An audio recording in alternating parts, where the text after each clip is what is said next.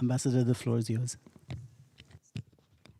Excellencies, dear colleagues, distinguished guests, good morning and welcome to this special event, which marks the formal observance at the United Nations of the International Day for the Elimination of Sexual Violence in Conflicts, 19 June.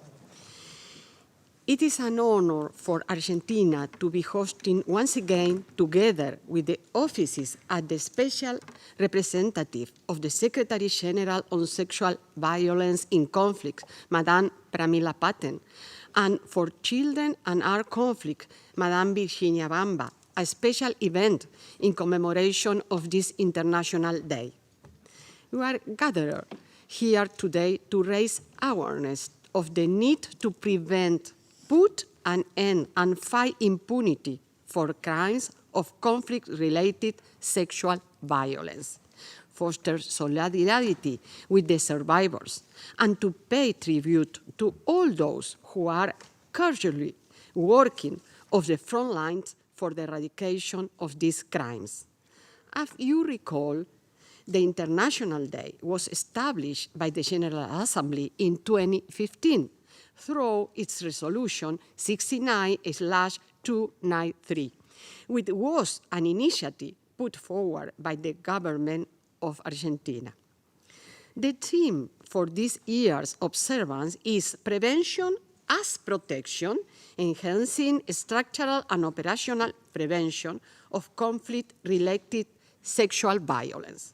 We do believe that the best way to address any type of human rights violence, including sexual violence in conflict, is to prevent it from happening in the first place, which is why it is imperative to address gender inequality and the invisible drivers of sexual violence as root causes of this scourge. In that regard, we appreciate the latest report issues by the Secretary General, and we share the concern that inadequate attention has been paid to prevention in conflict at post-conflict setting. It is stated that, despite this gap, the roadmap for prevention is clear. Sustained focus is required on impact areas such as A, political and diplomatic engagement, B, the inclusion of sexual violence as prohibited act in the definition any monitoring frameworks of ceasefire agreements, C, the use of early warning indicators, D, gender-responsive justice and security sector reform, E, and amplifying the voices of survivors and affected communities. Regrettably, it is mentioned that only one of the ceasefire agreements reached between 2018 and 2020, the Juba Agreement for Peace in the Sudan, included a prohibition of sexual violence. Having said this example, we need to admit the existing great gap between the decision taken in the General Assembly and the Security Council and what is really happening on the ground. With regard to the protection of survivors of sexual violence in conflict, Argentina understands that it is essential to create mechanisms to protect, assist, and reintegrate all survivors of such violence in collaboration with women's organizations and other civil society members. In that sense, we highlight the importance of having women protection advisors in peacekeeping operations in order to improve coordination on the information available for the monitoring and prevention of sexual violence in conflict. Dear colleagues, sexual violence in conflict is a despicable phenomenon that not only affects international peace and security, it is a human rights as well as a gender issue, a scourge that affects every society and prevents its full and sustainable development. As the world continues recovering from the COVID-19 pandemic, we need to adopt an inclusive and intersectional approach while eradicating these crimes, one that recognizes that achieving durable peace and prosperous society is not possible without the expertise, mindful participation, and leadership of women in all their diversity. We hope that today's event will help us in reflecting about this issue. It is crucial we reaffirm our strong commitment to end the scourge and support survivors to rebuild their lives and pursue justice. Thank you very much. Thank you so much, Ambassador. SRSG Patton, the floor is yours. Thank you, Your Excellency, Mrs. Maria del Carmen Squef, Permanent Representative of Argentina to the United Nations. Under Secretary General, Mrs. Virginia Gamba, distinguished guests and participants, both online and in person. A warm welcome to the 8th official commemoration of the International Day for the Elimination of Sexual Violence in Conflict, and my deep appreciation to Argentina, whose leadership and vision were essential to establishing this day, which is now widely commemorated the world over. Indeed, every year since 2015, we have marked this occasion through expressions of solidarity with survivors and those working to support them on the front lines, often at great personal risk. Yet, as we survey the state of the world today, it is clear that we owe survivors more than solidarity. We owe them fast, effective, and decisive action to eradicate these crimes and prevent their recurrence once and for all. The question must therefore be asked, are we bringing all political and diplomatic tools to bear to narrow the gap between commitments made on the world stage and compliance by parties in theaters of conflict? Today's speakers will include the Special Rapporteur on Trafficking in Person, especially women and children, Mrs. Shoban Mullally, who will highlight the urgent challenge of preventing conflict-driven trafficking for the purposes of sexual exploitation, particularly the acute risk facing Ukrainian women and children, who comprise 90% of those forcibly displaced by this conflict. Mrs. Fauzia Kufi, the first woman deputy speaker of parliament in Afghanistan, a context where women are being progressively erased from public life and a crisis that risks being eclipsed under the long shadows cast by the horrors unfolding in Ukraine. And Assistant Secretary General of the Office of the High Commissioner for Refugees, Mrs. Gillian Triggs, whose perspective on protecting refugees and displaced persons from sexual violence is critical as the world contends with record numbers of civilians forced to flee their homes and homelands due to violence, persecution, and the highest level of conflict since the advent of the United Nations. I also wish to acknowledge our women protection advisors and colleagues in the field who have mobilized in connection with this International Day to amplify the message of prevention from the Central African Republic to the Democratic Republic of the Congo, South Sudan, and elsewhere. We are meeting at a time when conflict-related sexual violence is again in our daily headlines. New waves of conflict across the world have brought new waves of war's oldest, most silenced, and least condemned crime. Increased militarization and an epidemic of coup have turned back the clock on women's rights. Sexual violence as a tactic of war, terror, political repression, and reprisal undermines the ability of women to contribute to conflict prevention and recovery, limiting the prospects for inclusive and sustainable peace building and development. How we react to the first allegation of sexual violence in a conflict situation is the true test of our resolve. We cannot wait for statistics to scale up international support. There is never accurate bookkeeping on an active battlefield. In Ukraine, All the warning signs for the commission of atrocity crimes, including conflict-related sexual violence, are flashing red and have been so for over 100 days. The harrowing personal testimonies and pictures seen around the world, including of rape at gunpoint and rape in front of family members, are a call to action. While 124 cases of conflict-related sexual violence have been recorded to date by the UN Human Rights Monitoring Team, we know that for every victim who comes forward, many more are silenced by social pressures, insecurity, and the absence of services. While the United Nations system is verifying allegations of sexual violence, I would like to reiterate that we do not need hard data for a scaled-up humanitarian response. We do not need hard data for all parties to take precautions and preventive measures in line with international humanitarian law to spare civilian populations, their property, and essential infrastructure, including healthcare facilities, from attack, and to ensure zero tolerance for sexual violence. This is a historically hidden crime which we know is chronically underreported in times of war and peace.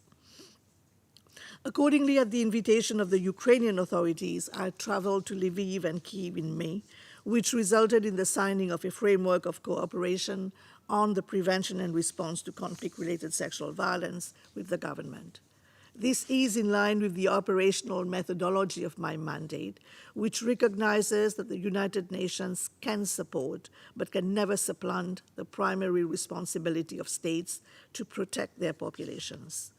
I also visited two of the frontline refugee-receiving countries, Poland and Moldova, given concerns that this humanitarian crisis risks becoming a human trafficking crisis, including for the purposes of sexual exploitation and prostitution, as access to services and livelihoods become ever more precarious.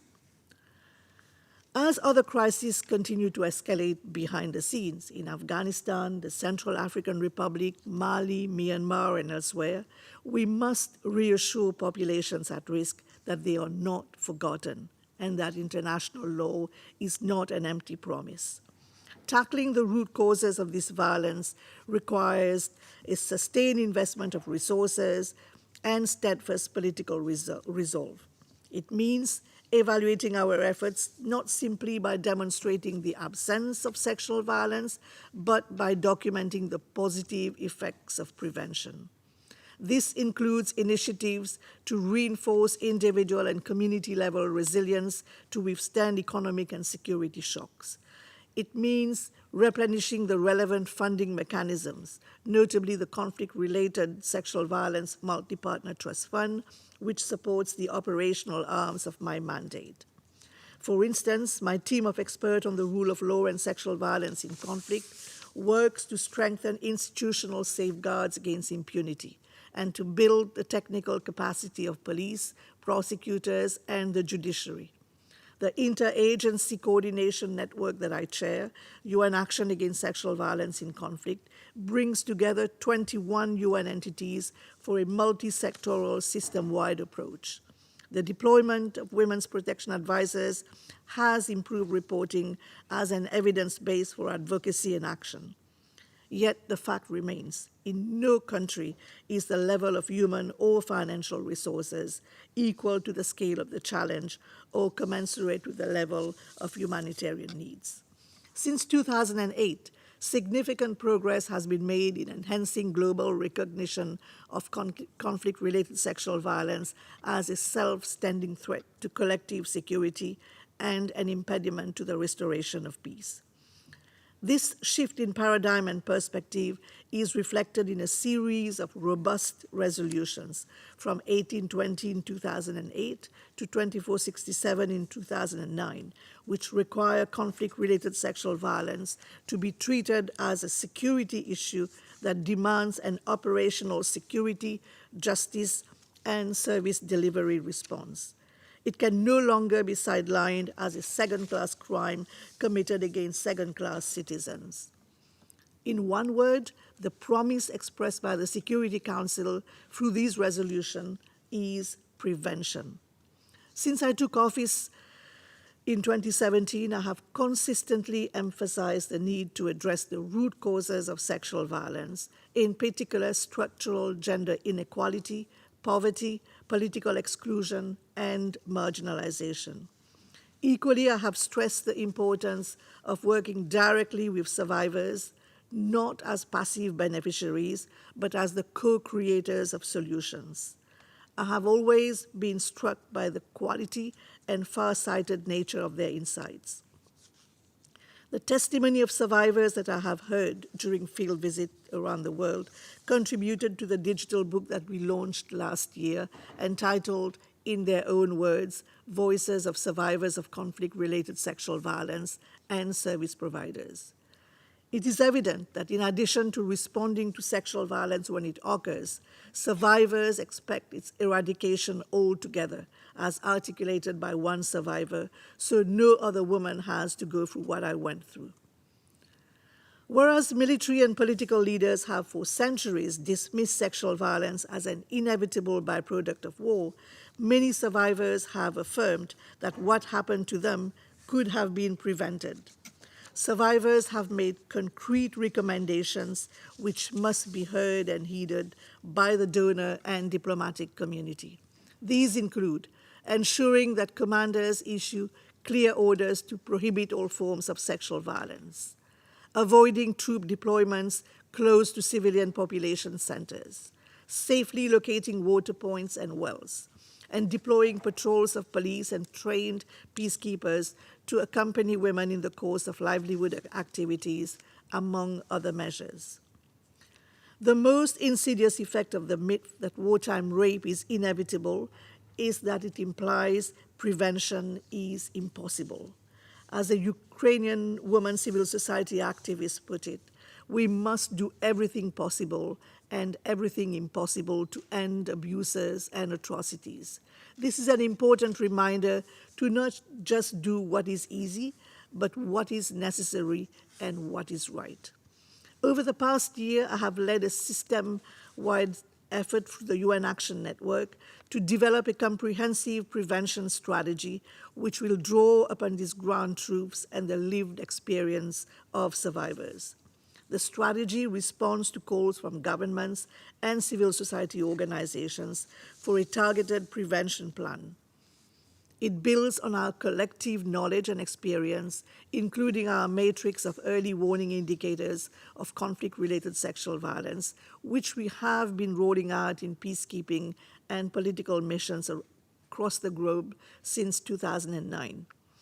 It complements the pre-deployment scenario-based training resources that have been developed to help peacekeepers identify conflict-related sexual violence and safely refer survivors to available services. This framework is intended to serve as a roadmap for more tailored, timely, and effective interventions as part of broader efforts to safeguard civilians from the effects of hostilities. I plan to widely disseminate and pilot the framework during the course of the year. For too long, we have been locked in reactive mode, only mobilizing to address these atrocities after patterns have been documented. Prevention measures, accountability measures, and protective legal frameworks are important signifiers of compliance with Security Council directives. Yet the measures prescribed remain inadequately implemented and enforced. What is needed now is not new standards of behavior, but better adherence to those that exist. We are not short on political commitments. We are short on concrete action, political courage, technical capacity, and financial resources. Closing the compliance gap requires a two-track approach to prevention as set out in our new prevention strategy. Firstly, all efforts must be brought to bear to prevent sexual violence from occurring in the first instance by mobilizing a broad range of stakeholders from the highest political levels to local action at the grassroots. Secondly, in cases when sexual violence does occur, Sustained support is needed to mitigate harm and prevent its secondary effects, such as re-traumatization, reprisals, stigma, and social ostracism. The first track, preventing the occurrence of sexual violence, entails tackling the root causes and drivers of these crimes. Sexual violence does not occur in a vacuum. It is tied to the resurgence of hostilities, the proliferation of small arms and light weapons, mass population displacement, as well as harmful, deeply rooted patriarchal norms related to honor, shame, and victim blame. Prevention entails translating early warning signs into early response interventions. Gender-responsive security sector reform, including vetting, training, and civilian oversight. The inclusion of relevant provisions in ceasefire and peace agreements to prevent these crimes from being amnestied as the so-called price of peace. Leveraging the credible threat of sanctions, which can curtail the flow of arms and resources to perpetrators and spoilers to the peace. To incentivize corrective action and raise the cost of war's so-called cheapest weapon, and consistent, visible accountability measures as a form of deterrence, which signal to perpetrators that sexual violence will not go unpunished. Fostering prevention through compliance with international norms is key to breaking the vicious cycle of violence and impunity. No single entity can tackle these formidable challenges alone. Only partnership at the regional, national, and community levels can move the needle. My office has signed joint communique with the governments of a dozen affected countries, which include time-bound commitments to end sexual violence. Beyond traditional political partnerships, we are also engaging actors with moral authority, such as religious leaders. To this end, I'm pleased to announce that today I will be signing a framework of cooperation with Religions for Peace, a multi-faith movement that aims to foster peaceful, just, and inclusive societies, including by advancing gender equality. This framework outlines specific commitments to leverage the influence of religious leaders to change the behavior of parties to conflict, alleviate stigma, counter harmful social norms, ideologies, and attitudes, and ensure that faith-based communities provide a safe environment for healing and reintegration. The second track, prevention as part of the response to sexual violence, should be grounded in survivor-centered programming. The stigma of rape is debilitating, severing victims and their children from vital socioeconomic support networks, and exacerbating their vulnerability to exploitation. Key to mitigating these risks are multi-sectoral services, such as medical care, sexual and reproductive health services, including safe abortion care, psychosocial support, safe shelter, and protection, which is life-saving assistance that cannot be deprioritized in the face of competing demands. In this respect, adequate assistance is also a form of prevention in terms of reducing recourse to negative coping mechanisms, such as early and child marriage in the face of insecurity and economic desperation. Peace-building efforts must include effective avenues for redress and reparations, which is the justice intervention survivors request most, yet still receive least. Tragically, in the rare cases where reparations are disbursed, it is often years after the crime has occurred, when stigma, economic isolation, untreated injuries, and sexually transmitted disease have already destroyed the lives of victims and reverberated across generations. This includes to the children born of wartime rape who face specific threats and risks related to statelessness, poverty, exploitation, recruitment, radicalization, and abuse. Local women are often the first to raise the red flag about changes in the environment that may indicate or contribute to wider tensions and instability. It is vital to amplify the voices of affected communities to ensure that local realities guide the global search for solutions. In this respect, We must defend women's human rights defenders and protect the protectors. It is critical to safeguard civic space and the safety of victims and witnesses, as well as that of journalists who risk their lives to share these stories with the world. The central premise of our work, as outlined in the last annual report of the Secretary General on conflict-related sexual violence, is the need to foster a protective environment that inhibits sexual violence in the first instance and enables safe reporting and response. Unpacking prevention entails the simultaneous reduction of risk factors and the promotion of protective factors. Yet, in many contexts, we are moving in the opposite direction and feeding the flames of conflict and violence through misogyny, militarization, impunity, and authoritarianism. Excellencies, ladies and gentlemen, every speaker who adds their voice to this debate is helping to end centuries of silence and denial, which have made rape war's ultimate secret weapon. Our purpose in putting these crimes on the public record is to give rape a history in order to deny it a future.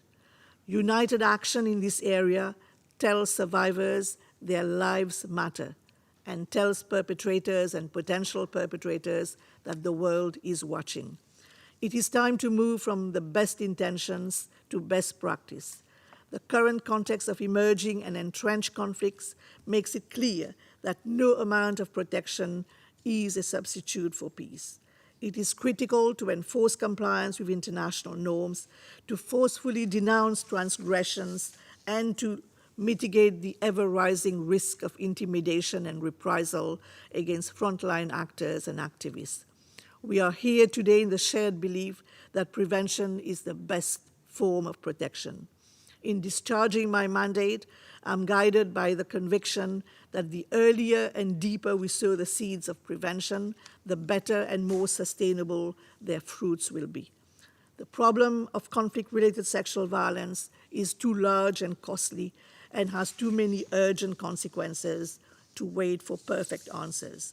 There is a compelling need for prevention now to rid the world of this scourge and to protect generations to come. Thank you. Thank you, SRSG Patton, for your clarion call to action for prevention.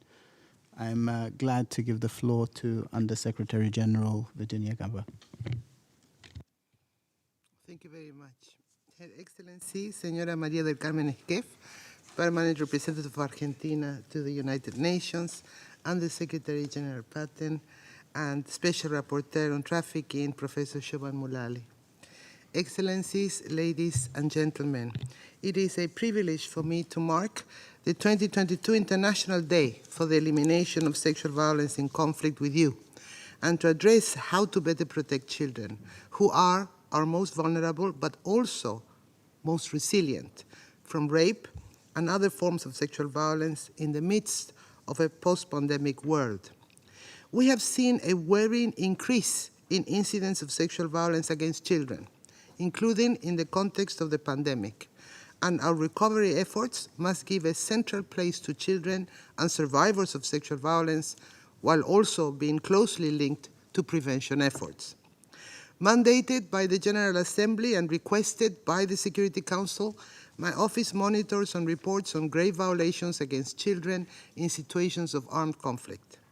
Sexual violence against children is one of the 6 violations we monitor, along with recruitment and use, killing and maiming, abduction, attacks on schools and hospitals, and denial of humanitarian access. Through the monitoring and reporting mechanism, we verify cases of sexual violence, including rape. Since 2005, the United Nations has verified incidents of rape and other forms of sexual violence against at least 14,200 children. Nevertheless, the magnitude of verified incidents does not reflect the actual numbers, but is only the tip of the iceberg. Survivors, indeed, are often at risk of repercussions by perpetrators, stigmatization by societies, and faced with the lack of appropriate services, such as health and psychosocial support, as well as the lack of accountability mechanisms. This causes silence around the human rights abuses they endure. These are only some of the reasons that can explain underreporting of sexual violence, one of the most difficult grave violations to verify. Sexual violence is a pervasive tactic of war and terrorism, perpetrated against women, men, girls, and boys. It is used to displace communities as a form of political persecution, to terrorize and dehumanize, for ethnic cleansing, and to control female sexual and reproductive health and autonomy. Recent numbers on incidents of sexual violence against children are reflecting this devastating reality. Across the 21 country situations and one region covered in the 2020 Secretary General Annual Report on Children and Armed Conflict, 1,268 children were victims of sexual violence. This was an increase of 70% compared to the previous year. And even if the annual report covering the year 2021 has not been published yet, we already know that the number of children enduring sexual violence has continued to increase. Some countries present particularly staggering figures. For instance, in Somalia alone, over 700 cases of rape and other forms of sexual violence against children were verified between 2019 and 2021, with a lack of accountability. Girls are often used as rewards for fighters and an incentive for new recruits by Al-Shabaab. Girls that are forcibly married and become pregnant as a result of their abuse are often rejected by their families and communities and struggle to resume their education or socioeconomic activities. We have seen that in other contexts, such as in northern Uganda, years after the conflict ended, girls returning home with children born as a result of conflict-related rape suffered further victimization and rejection. This contributes to perpetuating the cycle of victimization of these girls and of children born of sexual violence in conflict. Since my mandate was created 25 years ago, evidence collected, including through the monitoring and reporting mechanism, points out that boys and girls are often face different and evolving risks across the conflict situations on the agenda. My office published last month a study on the gender dimensions of grave violations against children in armed conflict, which shed light on the gendered risks facing children in armed conflict. The study highlights the importance of better understanding the gender dimensions of child rights violations during armed conflict to inform our prevention and response strategies.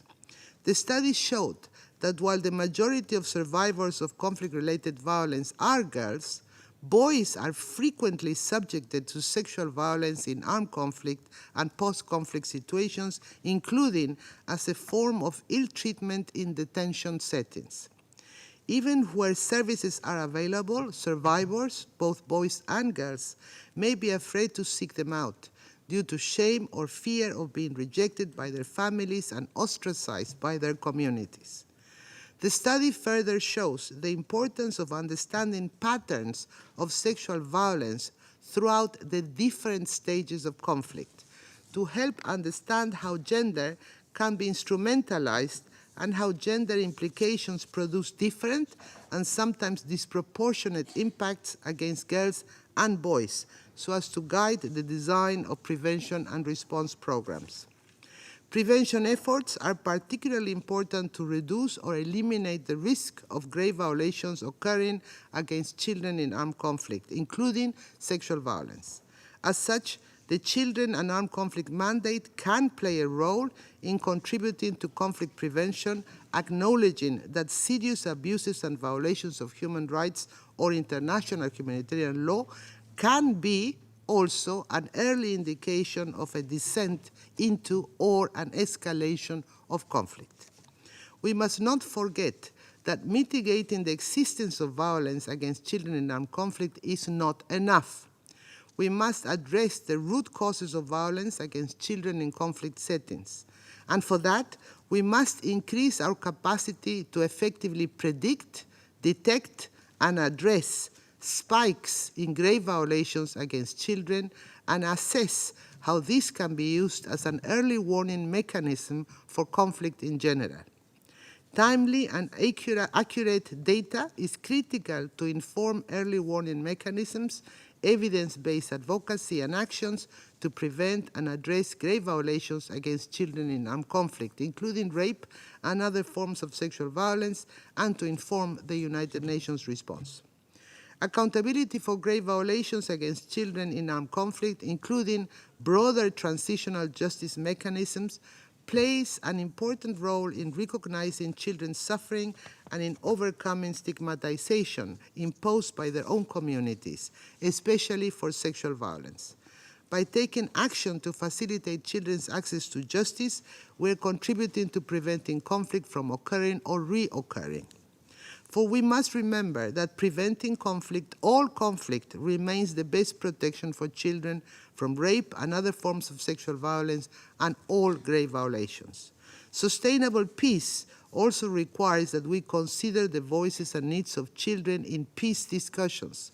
Incorporating the voices of conflict-affected children, including those victims of sexual violence, in mediation efforts, ceasefire, and peace agreements is essential in building peaceful societies which will enable a safe environment that prevents sexual violence while ensuring proper support and response mechanisms. In this regard, I encourage the use of the practical guidance for mediators to protect children in situations of armed conflict. I strongly hope that today's discussion will ignite crucial action to end and prevent sexual violence in conflict. All child survivors of conflict-related sexual violence must know that we stand in solidarity with them today and every day.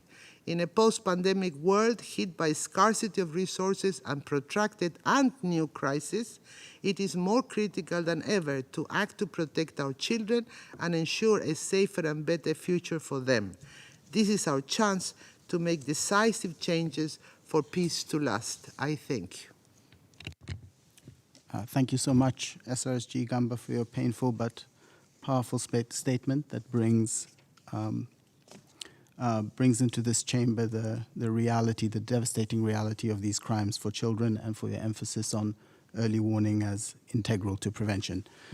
With that word, I'm pleased to introduce the second segment of our program and give the floor to Special Rapporteur on Trafficking, Madame Mulali. The floor is yours. Thank you.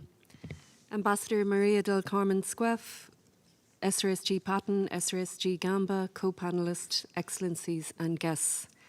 Thank you for the opportunity to address trafficking in persons for the purposes of sexual exploitation today on this event to mark the International Day for the Elimination of Sexual Violence in Conflict.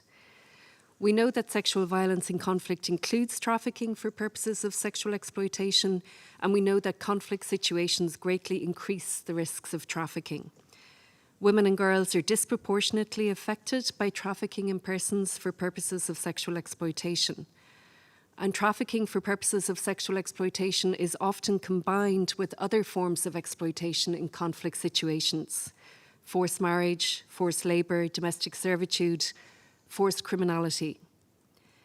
But as has been noted in the work of the Global Protection Cluster, trafficking in persons remains the single largest rights violation, exacerbated in times of crisis, in which the humanitarian community does not yet have a predictable, at-scale way to respond.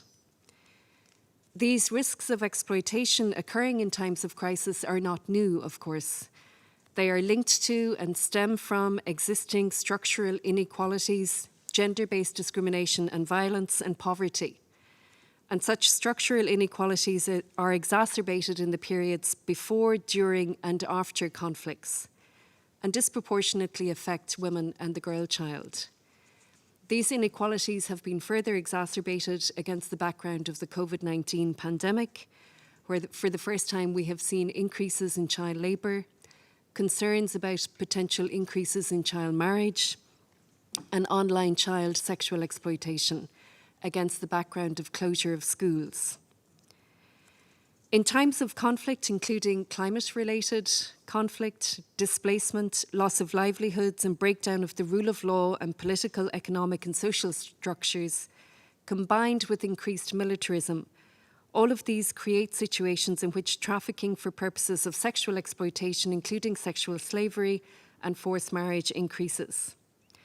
However, despite the reports of such incidents, documenting of such incidents in the reports of the Secretary-General, in reports of accountability mechanisms, such as the investigative and fact-finding mechanisms of the Human Rights Council, there is little follow-up in terms of investigation and prosecution of the crime of trafficking in conflict situations. This means that the systemic nature of this sexual violence and its role in continuing to fuel conflict and instability, in terrorising communities and in hindering the flourishing and protection of children, goes unaddressed.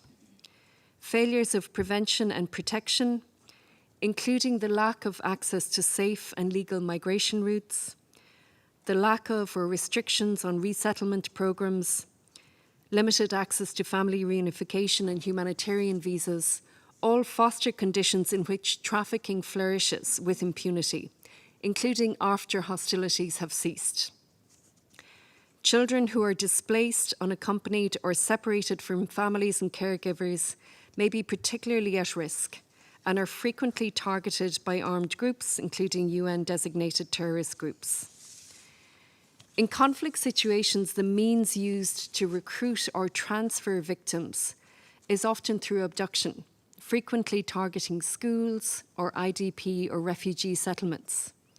Victims may be held for a few days, for weeks, or for much longer for purposes of sexual exploitation. Some survivors of abduction have been arbitrarily detained with their children. Others remain in displacement sites, for example, in Iraq and Syria, at serious risk of trafficking and re-trafficking for purposes of sexual exploitation, forced marriage, forced labour, and forced criminality. Survivors and children born of rape also face indefinite stays in IDP camps in refugee settlements, unable to return to their communities or countries of origin owing to insecurity, discriminatory birth registration laws that prevent children from obtaining citizenship, and their alleged association with armed groups. Children born of sexual violence in conflict settings are often the children of victims of trafficking and continue to be at risk of statelessness, which in themselves render them at risk of human trafficking and recruitment by terrorist groups and other armed groups.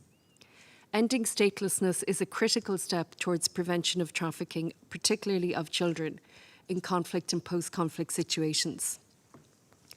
We have seen increasing recognition from the Security Council of the link between activities of armed groups, including designated terrorist groups, and trafficking, particularly targeting children.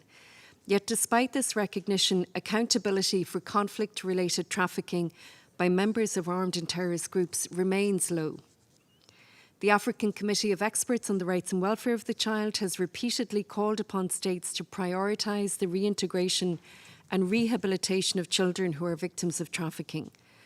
Child trafficking is closely linked to the 6 grave violations affecting children in situations of armed conflict. In such situations, the recruitment and use of children nearly always constitutes trafficking, in light of the presence of the 2 required elements, namely the action, recruitment or abduction, and the purpose, exploitation. However, as I have highlighted in reports to the Human Rights Council and to the UN General Assembly in 2021, child victims of trafficking in conflict situations rarely receive the assistance and protection that is their right as children under international law. Security Council Resolution 2467 highlights the potential impact also of sexual violence in conflict and post-conflict situations on men and boys. However, the perpetuation of gender stereotypes in anti-trafficking responses, in prevention and protection, continues to hinder the timely and correct identification of victims and reinforces the invisibility of certain categories of trafficked persons, including men and boys, who may face additional difficulties in disclosing experiences of sexual exploitation. Similar difficulties may be faced by LGBT persons, given the context of discrimination and violence, which often leads to gaps in identification and assistance and protection. Increasing risks also of trafficking and re-trafficking. Without early identification of victims of trafficking and referral for assistance and protection, victims remain without support. The risks then of re-trafficking and of continuing exploitation persist. Currently, states are not meeting their obligations to ensure that specialised services, including medical assistance, sexual and reproductive health services, and counselling and reintegration measures are provided in conflict settings. The likelihood of recovery is therefore limited. In peacekeeping transitions, we need greater attention to prevent trafficking for purposes of sexual exploitation, which may become a core activity of armed groups, contributing to continued instability and conflict and hindering processes of peace building and transition to peace and security. Transitional processes of security sector reform and justice sector reform need to integrate anti-trafficking actions if the objectives of peace and security are to be met.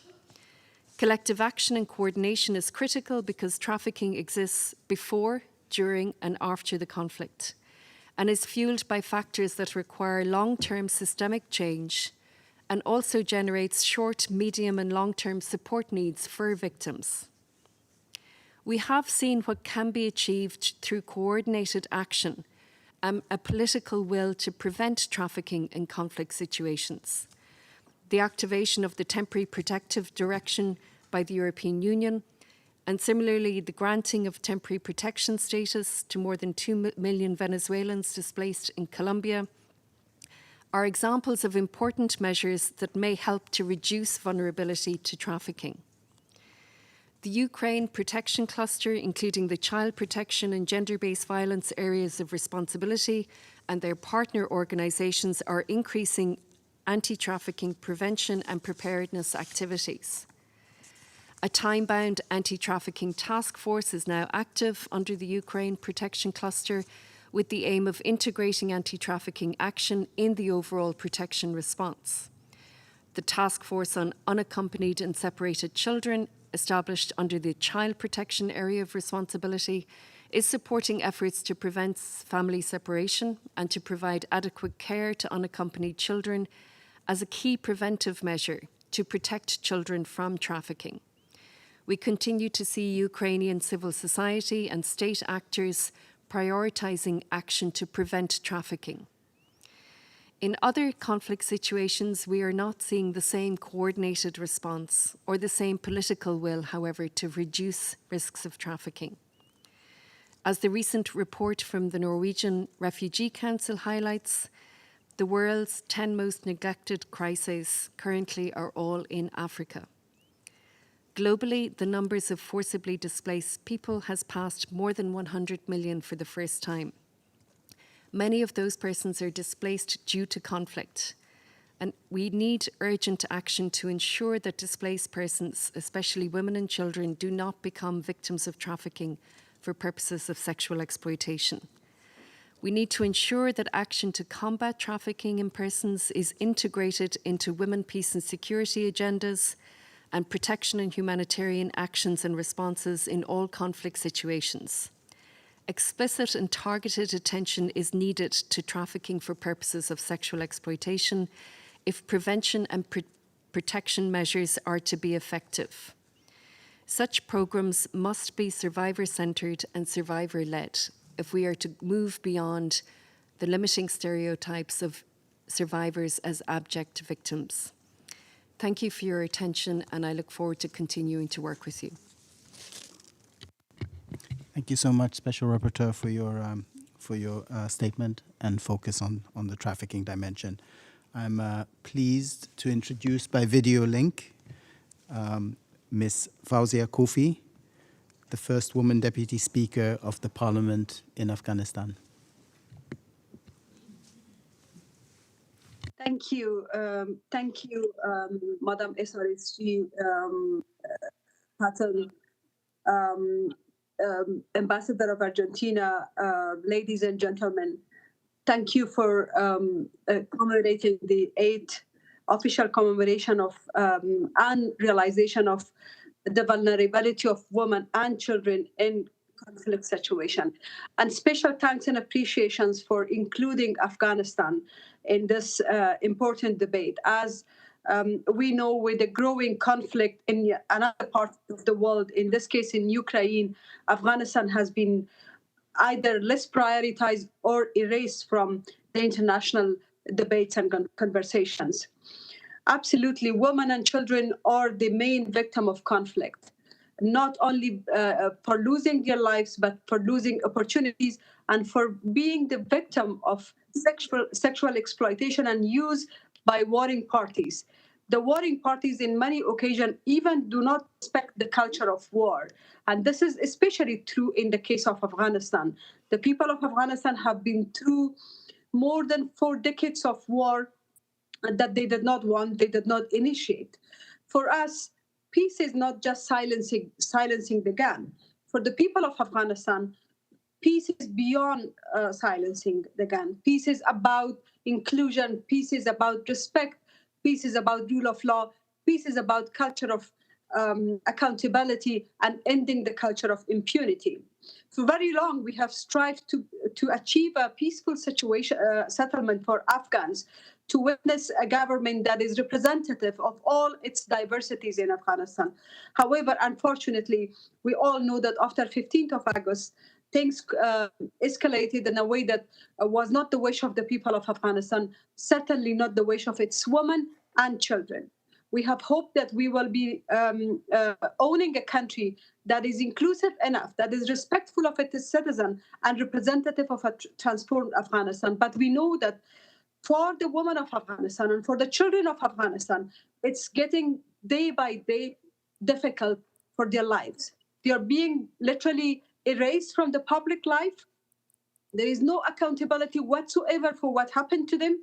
Not only that, women and girls are being deprived of their basic rights to education, to work, to access public services, but their rights to access law and be protected under the law. In fact, the latest decree of the Taliban that says women must wear their faces, cover their faces with a hijab, which is not even Islamic.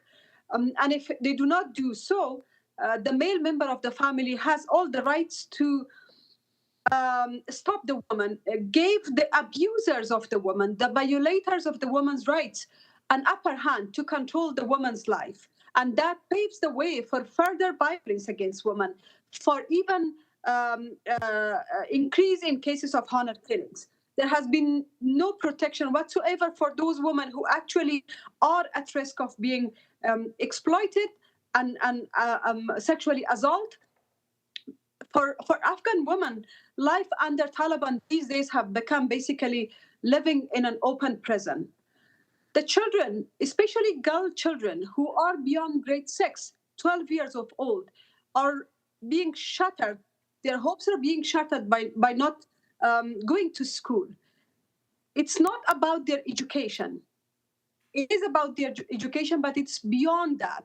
It's about their role in the future economic, social prosperity of our country. It's about the fact that if a woman is not educated, she is not able to bring an educated son or daughter into the society. We will have the vicious circle of more guns and weapons in the future. And that's why, as you rightly said, Madam SRSG, if we do not really bring those beautiful words into action, we are going to face discrimination not only in the marginalized part of Afghanistan, like of the world, like Afghanistan or Ukraine or Syria or Yemen, but it will come to our own borders. And that's why I think it's our moral responsibility to stand in solidarity with those who are facing extremely dangerous situation in conflict, but also in silent conflict. And that's why my proposal and request today, this distinguished members today, is to take few measures to bring our beautiful words two good practices. The first, in the case of Afghanistan, the women of Afghanistan have had difficulty leaving their homes, let alone traveling abroad, for those who are facing enormous security challenges. However, we know that Taliban have been enjoying private jets traveling to different capitals, including to European capitals. The sanctions, the travel ban on Taliban have been lifted for them to meaningfully participate in peace process. We know that they have misused that sanction lift, and they have used it to boost their political position. Very soon, the UN Security Council will debate on this. My request is to bring back the sanction and the travel ban on Taliban's travel, not only for the selected names, but for all those who have been lately also involved in eliminating any kind of freedom for women and basically making women invisible.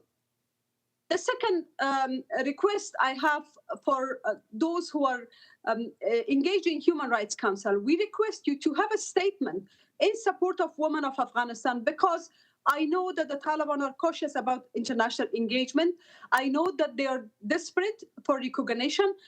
That has to come with an accountability. The public platform we enjoy must come with an accountability, but must come with a response and with an attitude that make ourselves accountable to our nation. The people of Afghanistan expect stronger action. I know that you are all probably very fed up with hearing from Afghanistan, but let's not forget what happens in Afghanistan can impact your own borders if we do not act collectively in the face of discrimination, injustice, violence. Thank you. Ms. Kofi, thank you so much for your timely and critical reminder of the plight of women and children in Afghanistan in particular, and your challenge to us all to bring words to practice. I'm happy also by video link to introduce and give the floor to United Nations Assistant Secretary General in the Office of the UN High Commissioner for Refugees, Ms. Gillian Triggs, who will give some remarks on behalf of the UN Action Network. Ms. Triggs, the floor is yours. Thank you very much. I'd like to recognize Your Excellency, Ms. Maria del Carmen Squiff, the Permanent Representative of Argentina to the United Nations, Under Secretary General Virginia Gamba, and Special Representative of the Secretary General, Pramila Patten, my fellow panelists, and ladies and gentlemen, greetings from Geneva. Thank you very much for including the United Nations Refugee Agency in marking this important day, the International Day for the Elimination of Sexual Violence in Conflict. And as you will all know, UNHCR's mandate is to protect people forcibly displaced, usually by conflict. And the nature of our work with over 500 field officers and operations has meant that we are sadly witness to the sexual violence that each of the speakers has referred to so eloquently. As has been noted, the High Commissioner for Refugees, Filippo Grandi, has announced that we have today over 100 million people forcibly displaced, either within their own country or across national boundaries seeking protection, most of them by conflict. And perhaps, again, to put things in context, this year, or in 2021 rather, we had 42 new conflict emergencies to which our colleagues in the UN Refugee Agency have been responding on the ground. The acts of sexual violence reported in the war and war contexts are reminders of the crimes in the context of Ukraine.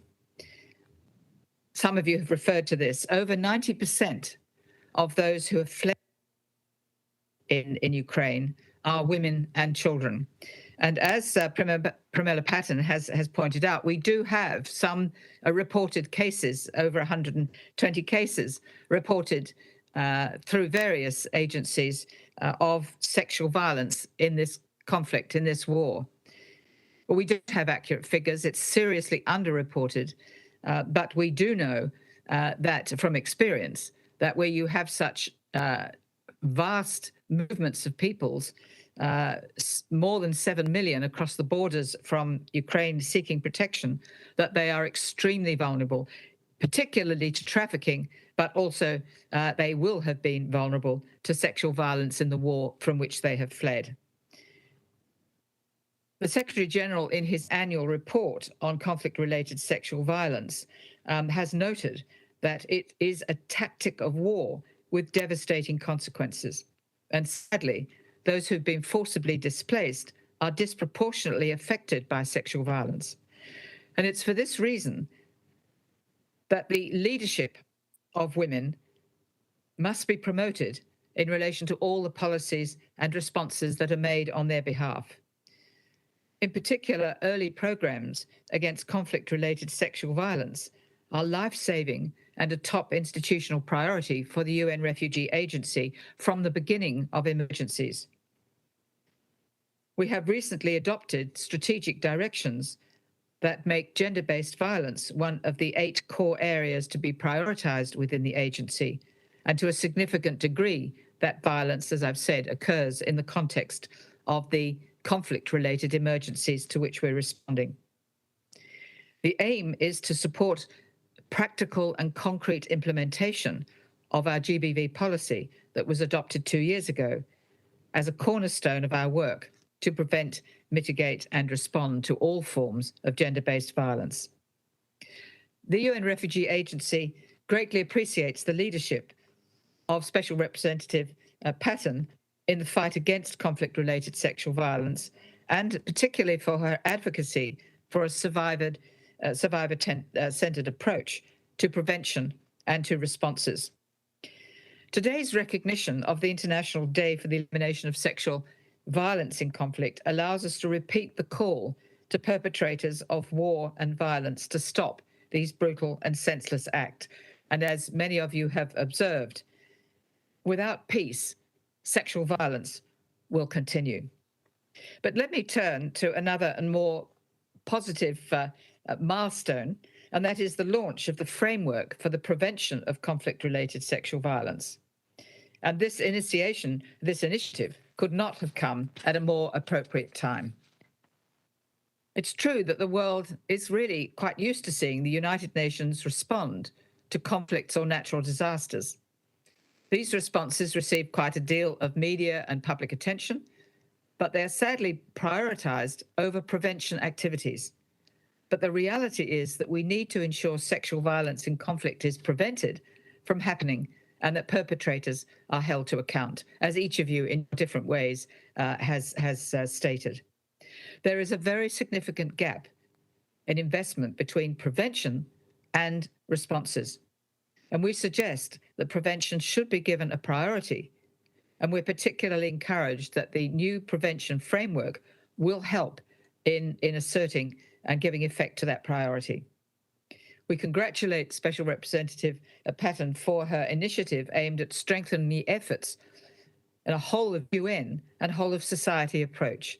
Our member states, UN entities and agencies, civil society, the private sector, parliamentarians, local mayors and governors, and practitioners to work in preventing sexual violence in conflict. I would also like to congratulate the UN Action Network for its dedicated work and technical expertise. A whole of UN approach is critical, and as many of you have mentioned, we can only respond to this scourge of sexual violence in conflict if we work together. It is possible. And I very much like the point that it is not a necessary feature of war, but something that we can work towards preventing more effectively. UNHCR has also contributed to the UN action by leading the core group on prevention. With 70 years of experience in the protection of refugees and people internally displaced, we do hope to share our experiences of good practice to prevent the rising nature of conflict-related sexual violence. So I look forward to the next phase of the prevention work and to the implementation of the framework on this whole of UN and whole of society approach. It's a concrete and much needed initiative in the fight against conflict-related violence. So yes, it is possible to end conflict-related sexual violence, and we very much look forward to seeing progress in future. Thank you.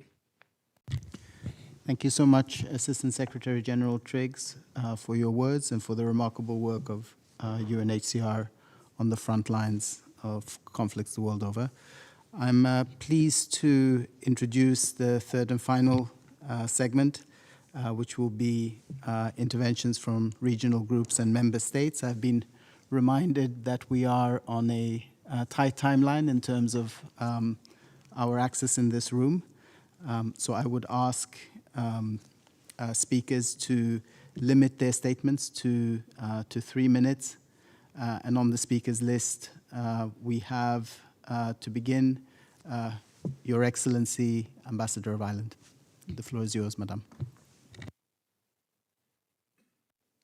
Thank you very much indeed. And I want to say a big thank you to the organisers for bringing us together today, and a special thank you to my European Union colleague who has kindly ceded the floor to me. And I, of course, align myself with the comments he will make next. I'm really deeply moved, I have to say, and impressed by the remarks we've already heard in the room. They will resonate with us for a long time. I sincerely wish it wasn't the case. I'll be frank, needing a day like today is a stark reminder of the mountain that we still have to climb on a crime that we shouldn't even have to countenance, but it's a crime that's in proliferation mode, as we've just heard from each speaker, seriatim on the podium, sexual violence in conflict. However, that's of course why, all the more reason why we need to take opportunities like this, which serve as a reminder that the international community, and that's us, must act united in our conviction that we have to eradicate sexual violence and conflict. And importantly, I think we heard this from several speakers, that we can actually work together on this and work to eliminate violence and conflict, sexual related conflict violence once and for all. While we've been on the Security Council for the last 18 months more, Ireland has made the Women, Peace and Security agenda and addressing conflict-related sexual violence a top priority. We don't shy away from calling out situations where CRSV is a serious concern: Afghanistan, Ethiopia, Myanmar, now Ukraine. It's fundamental that we don't allow these crimes to be hidden in the shadows. And I pick up on what Fauzia said just at the end in her remarks. We need to keep all of these situations in perspective. As co-chairs of the Informal Expert Group on Women, Peace and Security, Ireland has offered a platform to develop a deeper understanding of the complexities of CRSV across geographic files. We're working with our very able Mexican colleagues on that. Last year, we hosted a special session with women protection advisors from UN missions right around the world to give insight to the realities on the ground. And that it was also the first time that Pramila Patton, the SRSG, addressed the expert group at the Council. And that's something that we really hope, when we're no longer on the Council, will become a fixture in the Security Council's calendar. Now, I know that time is limited, so in closing these brief remarks, I just wanted to ask everyone in the room here today that we seriously reflect. We need to reflect on what we can do to end sexual violence, but as Pramila Patton put it earlier, to do not just what's easy, but to do what's necessary and to do what's right. She also said that it's time that we move from best intentions to best practice, and I think that that's what we really need to set ourselves as a minimum baseline. For our part, we know that that means, importantly, ensuring robust monitoring. It means ensuring that we have reporting mechanisms, fit for purpose reporting mechanisms in place, and critically that these are adequately funded across the UN system to ensure prevention. We heard, of course, that dedicated women protection advisors play an important role in this. We need to ensure we have them and that they're in the right places. We also need to ensure protection measures are in place and that there are widely available gender-sensitive, age-appropriate services that are survivor-centred. We heard that from Virginia as well. So just finally, we shouldn't be afraid to speak out against these crimes. Sometimes there's a hesitation. We should be ready to ensure that there's accountability and to put an end to impunity for crimes of conflict related sexual violence. What we really need to do now, we know what we should do, we just need to get on with the job. And I'll end, I'm afraid, by quoting Pramila again. CRSV can no longer be classified as a second-class crime perpetrated against second-class citizens. Thank you, Madam Chair. Thank you, Ambassador Nason, for your personal commitment and leadership. I'm pleased to give the floor to Ambassador Silvio Gonzato, Deputy Head of the EU Delegation. Thank you, Chair. Excellencies, ladies and gentlemen. The candidate countries Turkey and Albania, the country of the Stabilization and Association process, and potential candidate Bosnia-Herzegovina, as well as Ukraine, the Republic of Moldova, and Georgia, align themselves with this statement. Mr. Chair, our appreciation goes to the special representatives of the Secretary General, to Argentina, and to all the briefers for today's important meeting. Excellencies, it's been 667 days since the military coup in Mali, nearly 600 days since the start of the crisis in Tigray, 500 days since the coup in Myanmar, 305 days since the Taliban takeover in Afghanistan, and 117 days since the illegal Russian aggression of Ukraine. As new crises escalate, entrenched wars march on, including in the Central African Republic, the Democratic Republic of the Congo, Somalia, South Sudan, Syria, or Yemen. The fact is that we are facing the highest number of violent conflicts since 1945, with the return of invasions, military coups, and rising impunity. Women and those in vulnerable situations are bearing the brunt of instability. Sexual and gender-based violence is on the rise, used as a method of warfare, terror, and torture. Reports of sexual violence committed by Russian forces in Ukraine are horrifying, and we support the efforts of the SRSG pattern to assist survivors and ensure accountability. As underlined by the EU Gender and Diversity Ambassador Stella Rohner at the Security Council 2 days ago, we need less words and more action. Let me outline 4 priorities. First, we must address the underlying root causes of sexual violence. It is time all members of this organization take a clear stance against discrimination on any ground, including based on sex, race, color, ethnic or social origin, language, religion or belief, political or other opinion, belonging to a minority, property, birth, disability, age, sexual orientation, and gender identity. These discriminations fuel violence and exclusion, and we must fight them collectively. Second, impunity must stop. Prosecution and accountability are key to ensuring long-lasting peace. As recognized by the Security Council, it is urgent to strengthen legal procedures at national, regional, and international levels, notably through the Rome Statute and the ICC. Concerning UN sanctions, we reiterate our support for the Security Council to incorporate and apply sexual and gender-based violence as a designation criterion in UN sanction regimes in a systematic manner. Third, civil society must remain at the center of all efforts.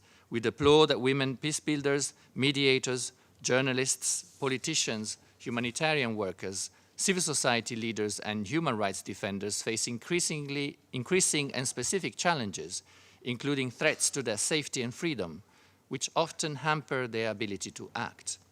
It is our collective responsibility to call out these threats when they happen, including in this building, and hold perpetrators to accountable and defend civic space.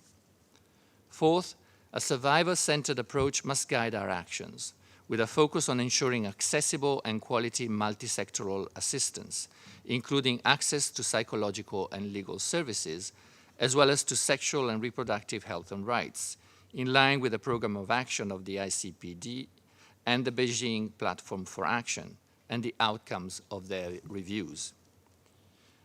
Mr. Chair, Excellencies, the EU, as part of the call to action, is advocating and promoting the combat against all forms of sexual and gender-based violence as a priority in humanitarian contexts. And the European Union and its member states stand united in our unwavering commitment to support survivors and end impunity for the perpetrators. We will continue to actively use all our tools to that effect. I thank you. Thank you. I'm pleased to give the floor to the Chargé d'Affaires of Switzerland, Ambassador Howry. Thank you, Chair. Excellencies, I would like to thank Argentina as well as the offices of the Special Representative of the Secretary General for Sexual Violence in Conflict and for Children in Armed Conflict for organizing this important event, and all the speakers for their contributions. Last week, you, Undersecretary General Patton, asked so pertinently in the Security Council what the resolutions on women, peace and security, particularly the 5 focusing on preventing and addressing conflict-related sexual violence, mean right now for women in Ukraine. In the same vein, we must ask what the focus on prevention of both the WPS and the CAC agenda means for women in Afghanistan, the Central African Republic, Myanmar, Syria, or the children in Somalia, Mali, and South Sudan. These are some of the additional contexts in which we fall desperately short of fulfilling the goal of preventing these horrendous crimes. I would like to share 3 reflections on where we must do better to improve prevention, and we agree with the speakers that this is both possible and urgent. First, preventing conflict-related sexual violence starts with guaranteeing women's participation, autonomy, and rights, and achieving gender equality. As it has been underlined earlier today, we must create an environment that inhibits sexual violence in the first place and allows for safe reporting and response, and keeping in mind that men and boys, as well as non-binary persons, can also be victims and survivors. In addition, early warning indicators of sexual violence should be integrated into risk assessments from the outset of any crisis and maintained throughout the conflict cycle. Women's protection advisors and experts working for the UN monitoring and reporting mechanisms for grave violations against children can contribute to this goal, as the permanent representative of Ireland just pointed out. Second, in many conflicts, civil society and women human rights defenders are at the forefront of preventing sexual violence and working with survivors. Member states have an obligation to ensure that they can work in a safe environment. Switzerland partners with civil society actors, including community solidarity networks in many contexts. We call for their protection and encourage donors to provide flexible and long-term funding. Switzerland also contributes to the UN action against sexual violence in conflict through the CRSV Multi-Partner Trust Fund. And third, ending the prevailing impunity is key to prevention. Switzerland supports the efforts of the International Criminal Court to investigate and prosecute these crimes while developing gender-sensitive approaches. The rights and needs of survivors, including their sexual and reproductive health and rights, must be at the center of the fight against impunity at each step. We also welcome the increased use of designation criteria in sanctions regimes that focus on sexual violence, as well as the work of the team of experts on the rule of law.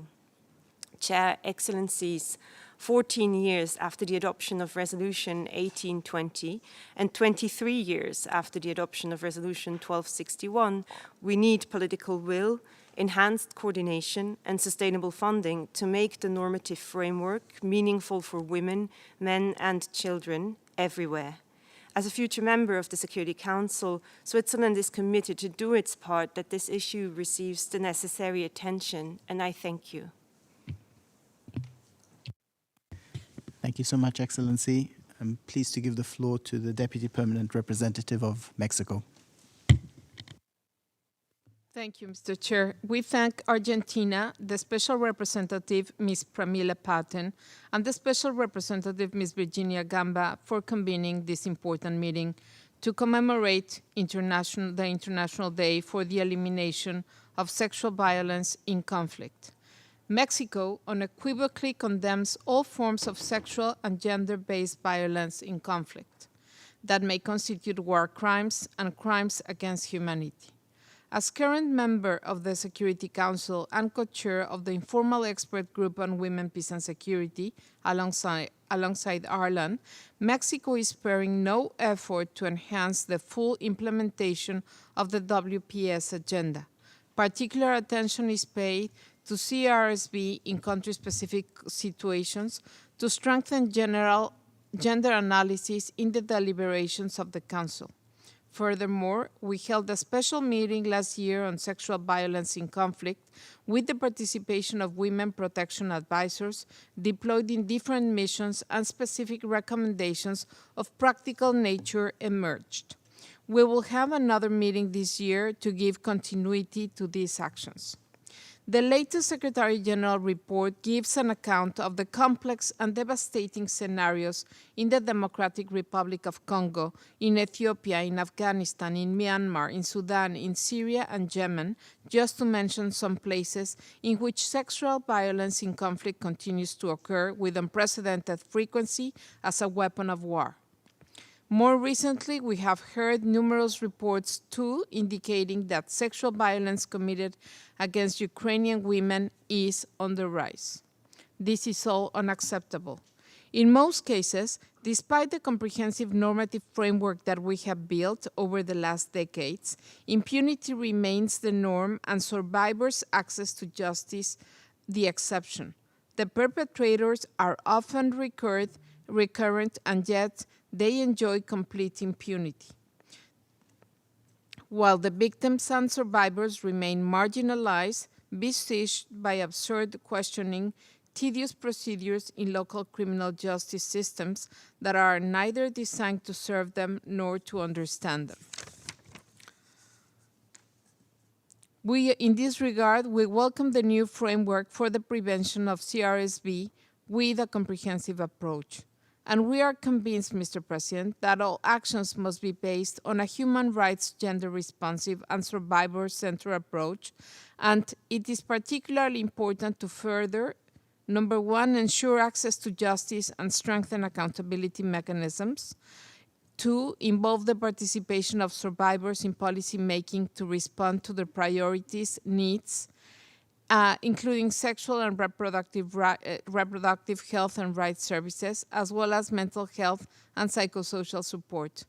Three, amplify the voices of women, peace builders, and human rights defenders in the prevention and attention of sexual violence. And four, respond to the needs of men and boys, as well as LGBTIQ plus victims of sexual violence. And finally, take to the International Criminal Court those cases that national authorities are unable or unwilling to prosecute. In this Observance Day, let's renew our collective commitment to eliminate sexual violence once and for all. Thank you. Thank you, Ambassador. I'm pleased to give the floor to the distinguished colleague of the United Kingdom. Chair. Thank you, Chair. I would like to thank our hosts for organising this critical discussion, and moreover, thank all those fighting to eliminate sexual violence in conflict, including those speaking today. The United Kingdom continues to stand in firm solidarity with survivors of these crimes.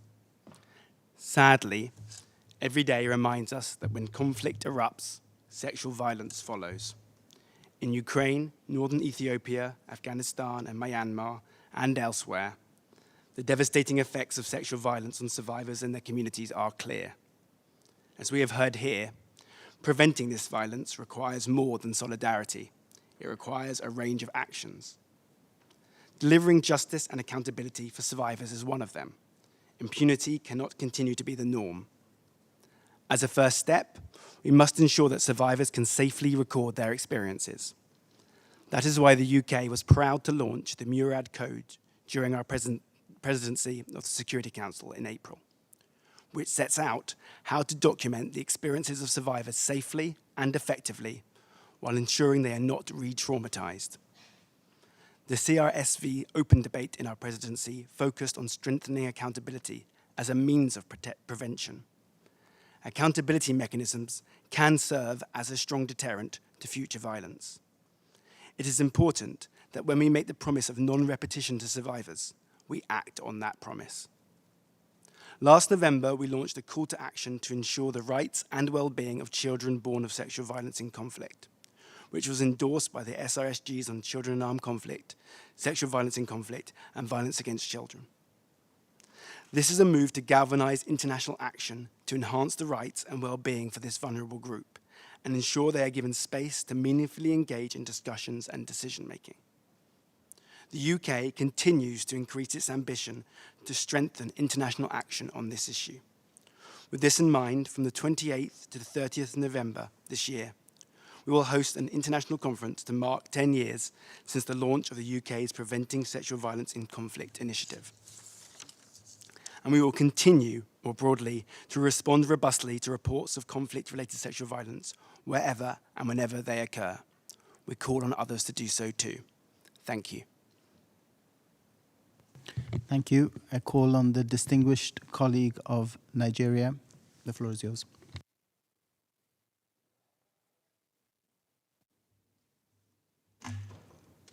Your Excellencies, ladies and gentlemen, I would like to thank the special representatives of the Secretary General on Sexual Violence in Conflict and for Children and Armed Conflict, and the permanent mission of the Argentina for organizing today's important event to commemorate the International Day for the Elimination of Sexual Violence in Conflict.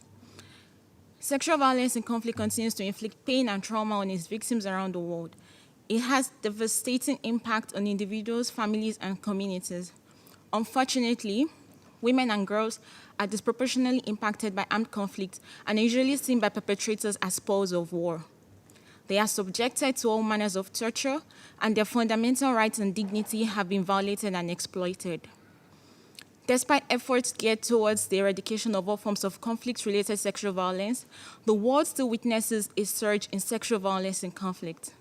This, no doubt, calls for more responsiveness and action in ensuring that we eliminate all forms of sexual violence in conflict that threaten our global peace and security by collectively doing more to prevent sexual violence and bringing perpetrators to justice. However, the question remains, how do we ensure that we protect the next generation from this same plight of sexual violence, even in conflict? Your Excellencies, my distinguished colleagues, we must do more collectively to address the root causes of conflict, such as poverty, human rights abuses, hate speech, victimization, climate change, gender-based discrimination, stereotyping women for being the cause of rape, male superiority, and the exclusion of the girl child. We must also take proactive steps to protect our citizens by reforming and strengthening our institutions, such as the schools, the judiciary, the police, and the media. In conclusion, Nigeria remains committed to ensuring the security of women and girls during conflict and enhancing their active and direct participation in conflict prevention and peace building. We have also taken measures to enhance the security of women and girls in internally displaced persons camps, in schools, reduce their vulnerability, and promote their safe return to their homes. We owe it to the next generations to prevent them from being victims of sexual violence and conflict in the first place. I thank you all. Thank you, dear colleague, for your statement. I'm pleased to give the floor to the distinguished representative of Norway. Thank you. I want to thank the Office of the SRSG on Sexual Violence in Conflict, the Office of the SRSG for Silent Children and Armed Conflict, and the Permanent Mission of Argentina for convening today's event. I also want to thank Ms. Kofi for always being strong voice on women's participation and rights. Many country situations has been mentioned today, including Yemen, Ethiopia, Somalia, Afghanistan, and Ukraine, to mention a few. Reflecting on the extent to which Security Council resolutions and the accountability mechanisms linked to them are effective poses important questions which deserves consistent and thorough attention across different forums. In this regard, we welcome the new framework on CRSV. I'll make 3 points from the view of an elected member to the Security Council. Operationalization. First, we must support capacity building of law enforcement, security, and military sector personnel in UN peacekeeping operation and in international institutions. It is the only way to ensure that our words are translated into action. It also helps to address underlying harmful norms and attitudes and reinforce accountability structures. This is why Norway contributes to the UN Specialized Police Team, which supports South Sudanese police in investigating sexual and gender-based violence, and the development of DPO's handbook for UN field missions on preventing and responding to conflict-related sexual violence. Second, financing and resources. Both are prerequisites for monitoring and implementation. It is as simple as that.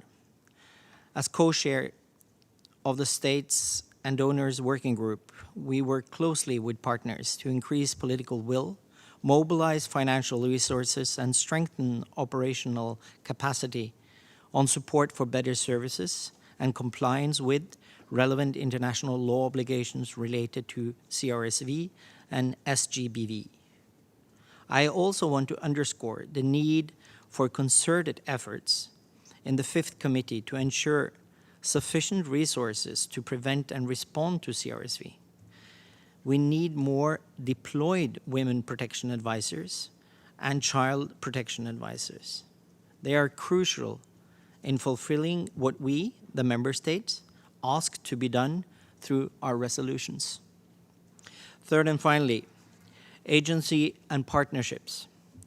A survivor-centered approach should be a given. Those affected by sexual violence do not lose their agency. Thus, they have the right to help define their own needs and priorities. The Secretary General's report highlights the importance of political and diplomatic engagement in the context of peace and cessation of hostilities negotiations. In our experience, this engagement is most effective through enabling women peace builders, human rights defenders, and civil society to mobilize their own. Ownership of the agenda, both from the parties and affected population, is another prerequisite for impact. Thank you. Thank you so much, dear colleague. I'm pleased to give the floor to the distinguished representative of Albania.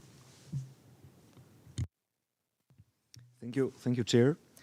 Thank you to the Mission of Argentina, and thank you to the Office of SRSG Pate and SRSG Gamba for this very important meeting today. Thank you to all the briefers for their very insightful and comprehensive presentations. Indeed, conflict-related sexual violence is a core security challenge. At the very heart of this issue is the fundamental principle of women's full enjoyment of human rights. Despite the robust normative framework we have been able to develop through years in condemning all forms of conflict-related sexual violence, it continues to persist in many parts of the world. Sexual violence continues to be used as a weapon of war and terror to punish civilians and terrorize communities. This is what has or is happening in many war theaters, from Tigray to Syria, from Myanmar, Afghanistan to Yemen, but not only, the list is much longer. As the days go by, we see new gruesome pictures getting out of the darkness of the war in Ukraine, and we hear new chilling testimonies of women, girls, and children raped and abused by Russian soldiers. Mr. Chair, conflict-related sexual violence has a dehumanizing nature. It doesn't just harm a single individual or single family or even a single group. It negatively affects and endangers families and communities, erodes social and political stability, and undermines economic progress and reconciliations. Mr. Chair, if we want to properly address this horrible crime and empower the victims of conflict-related sexual violence, we need to do more in three main areas. First, we must prioritize prevention. Prevention is the best protection.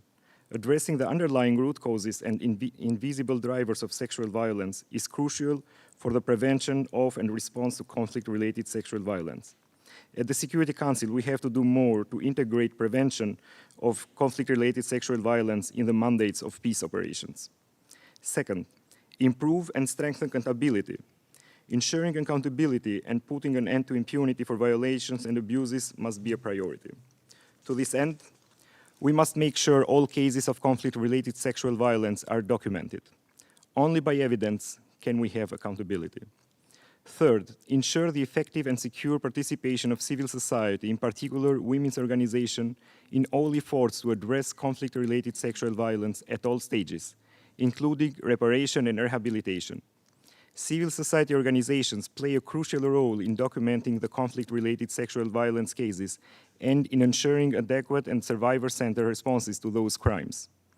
Mr. Chair, it is time for all of us to assume our responsibility and go beyond condemning this behavior and take concrete steps to prevent violence, protect individuals, punish perpetrators, and provide redress to victims.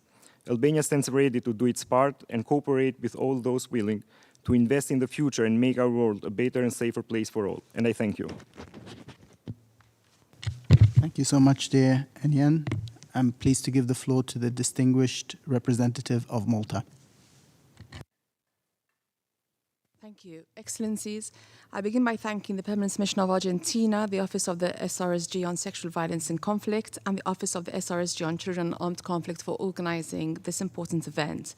I also warmly thank all the special guests for their insightful remarks. Malta also aligns itself with the statement delivered by the European Union earlier. As has been pointed out during today's event, conflict-related sexual violence is indeed preventable. Current strategies that address sexualized violence in war have mostly focused on perpetrator accountability and survivor support after violence has occurred. Although both are essential, let us remember CRSV is preventable, and we can mitigate these harms. Malta acknowledges the work the United Nations has done to prevent and address CRSV in conflict and post-conflict settings across the globe, the bulk of which have taken place in zones of instability and conflict, including, as we have heard today, Afghanistan, the Central African Republic, Colombia, Democratic Republic of Congo, Iraq, Libya, Mali, Myanmar, Somalia, South Sudan, Yemen, and most recently in Ukraine. Sexual violence in conflict affects all people due to a variety of intersectional reasons. Men and boys are among the highest number of those affected by sexual violence in detention settings. Malta therefore calls for renewed attention to the protection of women, men, girls, boys, and all people of diverse sexual orientation and gender identity.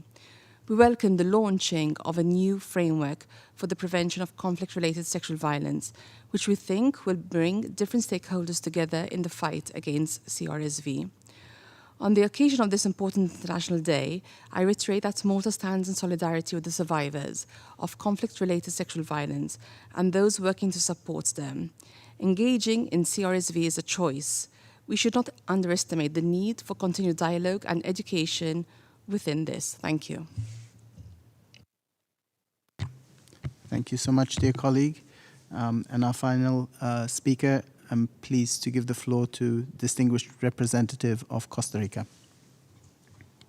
Thank you very much. Good morning, Excellency. Thank you very much. Costa Rica would like to appreciate the convening of this meeting by the Permanent Mission of Argentina, as well as the co-host, the Special Representative of the Secretary General Patton and SRSG Gamba. We, of course, in this International Day for the Elimination of Sexual Violence in Conflict, we would like to reiterate that we states are called upon to prevent, investigate, and punish and eradicate sexual violence in conflict. As my country has stated in different fora, we are of the view that the most important task for states is to end impunity. And we call all states to rally behind this task, this priority. To do that, in order to do that, we need to enhance and to ensure accountability. All state and non-state actors implicated in atrocities must be held accountable. This work begins, of course, with the adoption of actions at the national level, including legislation, strengthening judicial institutions, and guaranteeing victims and survivors access to justice and full reparations. Rule of law also in this regard is crucial. At the international level, the International Criminal Court plays a fundamental role in this regard, and Costa Rica urges to continue promoting the progressiveness of the Rome Statute. Secondly, my country firmly believes that it is crucial to modify the reductionist and binary vision with which sexual violence in our conflict has been addressed. And the presenters today have raised key insights on how boys, men, but also LGBTIQ persons are also victims of sexual violence. Indeed, these people have been for too long relegated from this topic. So we call upon all the international community and member states as well to broaden the conversation in order to address the needs of all victims. So a victim-centered approach and a gender perspective mainstreaming is key for more inclusive and effective accountability. I would like to add to this the importance of intersectionality in order to understand as well the complexity of the situations of each victim in different parts of the world. And third, Costa Rica believes that the international response to conflict has to, indeed, as you have said and as the presenters have said, has to focus on prevention. Prevention that requires enabling a safe environment for victims and survivors who denounce, who claim their demands, for human rights defenders who work underground to protect the rights of victims and survivors. And of course, it was mentioned indeed as well, the protection of journalists and whistleblowers and people in the ground who claim and demand justice for the victims. Again, we appreciate the convening of this meeting. The presentations and the participation of these different actors just reflects upon the complexity, but also the need for the international community and for the UN to work together through different expertise and roles to definitely end sexual violence. Thank you very much, Excellency. Thank you, dear colleague. The purpose of this annual commemoration is to stand in solidarity with survivors and those working to support them. And as such, it is appropriate to give the final word this morning to the Executive Director of the NGO Working Group on Women, Peace and Security, Ms. Kavya Soka. Kavya, the floor is yours. Thank you so much for this opportunity to address you today on behalf of the NGO Working Group on Women, Peace and Security. While the conflict in Ukraine is at the forefront of media coverage and Security Council discussions right now, the use of sexual violence, as you've heard today, is a hallmark of every conflict that is currently raging and used against people of all genders, whether we are discussing Ethiopia, Myanmar, Afghanistan, or so many others. In short, we know the challenges, but we also know what to do. Prevention requires using all the tools at your disposal, especially your political capital as member states, your resources, and upstream preventative diplomacy. And I'd like to share a few key messages from civil society on how to do so. For women in conflict zones, conflict-related sexual violence is deeply related to broader repression of their rights. These are inseparable, and so they must be addressed as such. My main message to you is that supporting all women's rights and their full, equal, and meaningful participation in all decision-making is the most effective way to end conflict-related sexual violence. And I urge you to apply this approach consistently in all contexts through all your policies and decisions. We have all watched in horror the developments in Afghanistan since last August. You have heard directly from Afghan women, including today, how they are being systematically eliminated from public life. They cannot speak, dress, move, work, or do as they please. While UNAMA now has a robust mandate to prioritize gender equality through all its work, including addressing gender-based violence and implementing a survivor-centered approach, for real change, for UNAMA to be effective, you, member states, must be united and unequivocal that you will not tolerate any more violations of women's rights and that there will be repercussions for such violations. 2, I urge you to offer your full support to all women human rights defenders in conflict situations who play such critical roles in promoting peace, human rights, and accountability, and are, as a result, at risk of being targeted for violence. Your support for human rights defenders is essential not only to end conflicts and build peace, but a critical part of prevention. Threats and violence against activists must be treated as an early warning sign of escalating conflict and instability.